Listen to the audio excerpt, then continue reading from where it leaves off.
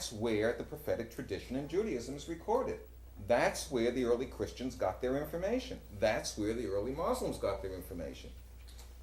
That where are you going to record a prophetic tradition except in your sacred text? Can you record it in the story? I don't think so.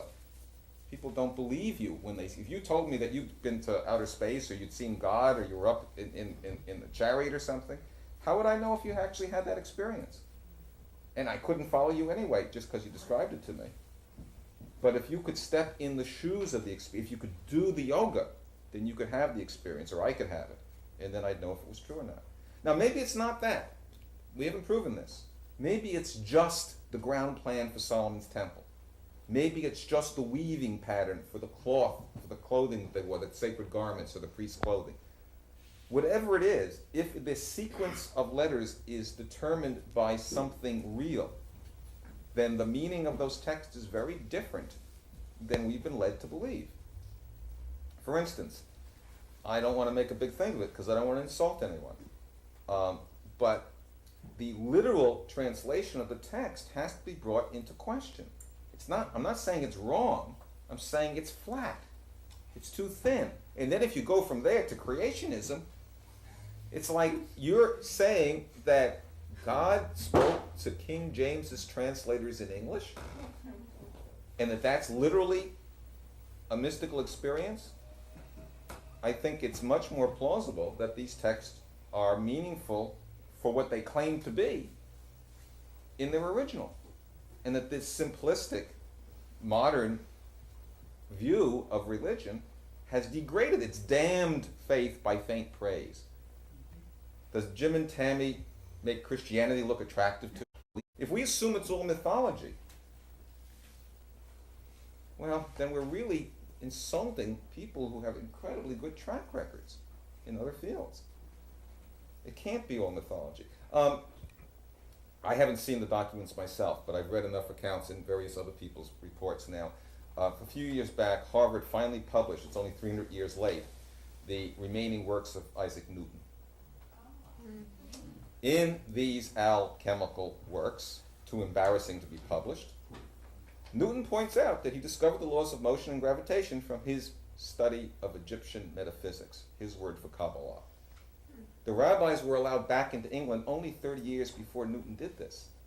And Newton made his own personal translation of the text of Genesis from the Hebrew himself, and it got him in so much trouble that he lost his Lucasian seat at Trinity College because of it, because the Christians couldn't accept what he found. The simple Christians. I'm not trying to demean Christianity. It may be, this is the apple that hit Newton on the head. Look, let's make a pizza. Okay, let's make a pizza. Now, it's going to be pretty good. It's tofu pepperoni. Let's be veggie. Okay? It's pretty good. All right, we take this little piece of pizza dough and we give it a spin. Okay? Right? Guy spins it and toss it in the air. Okay? This is mathematician's pizza dough, so it's a little more flexible than other dough. We give it enough spin so that the time it takes to go up and come down, it turns exactly 1.5 times. You could arrange that.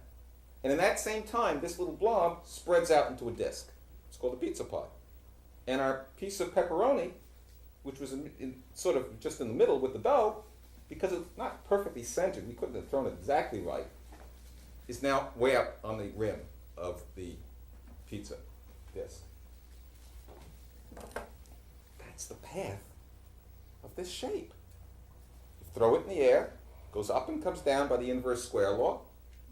It's rotating 1.5 times. See, 1.5 times. It's half of the 3 turns down the core. Okay? It's got constant angular velocity. It conserves angular momentum, so it has an accelerating linear rate as it pulls out, and it's got a square law rate as it goes up and down. Okay? 3 parametric equations at 3 levels: linear, constant, linear, and square.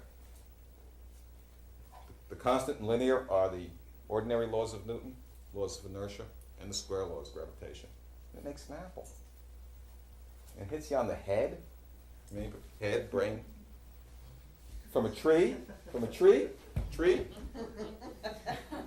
Remember, I had correspondence with a really fine fellow named Peter Dawkins, I believe, who runs the Francis Bacon Research Trust in Britain.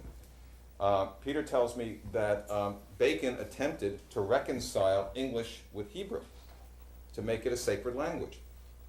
It was the same time as Newton, basically, very roughly. So this was the kind of thing that was going on there. Did the ancients have sufficient mathematical skills to do this sort of thing? Well, Benoit Mandelbrot attributes fractal mathematics to Archimedes. Archimedes was alive at the time the Septuagint translation, the first translation of the Hebrew text into Greek, was made, about 285 BCE. So it comes together, it fits, it's plausible. Okay? Did I lose the question?